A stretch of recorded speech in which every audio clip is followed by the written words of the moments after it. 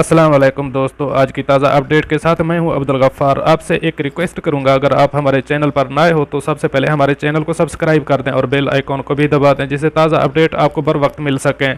अगर वीडियो पसंद आए तो वीडियो को लाइक करना मत भूलिए। अब चलते हैं ताज़ा अपडेट की तरफ। दुबई कार इंश्योरेंस में रियायत किन किन के लिए?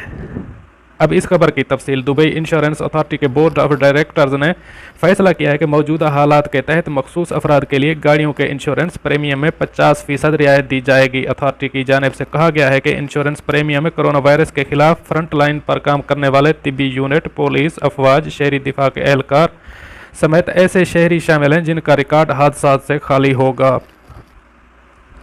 अखबार अमारात टुडे के मुताबिक जनरल इंश्योरेंस अथॉरिटी की जानिब से जारी बयान में कहा गया है कि इंश्योरेंस के कानून की शिक नंबर 30 में तब्दीली करते हुए गाड़ियों के इंश्योरेंस प्रीमियम में मुआशरे के मखसूस तबके को 50% रियायत देने की तरमीम की गई है। बयान में मजीद कहा गया है कि मौजूदा कोरोना वायरस की वजह से शोबा तिब और दीगर कानून नाफिज करने वाले इदारे के हीरोज़ के साथ इजहार यकजहती करते हुए इंश्योरेंस स्कीम के प्रीमियम कानून 2016 में तरमीम की जा रही है, ताकि कौम के उन हीरोज़ से इजहार यकजहती के अमली सबूत दिया जा सके जो इन हालात में फ्रंट लाइन पर खिदमत अंजाम दे रहे हैं।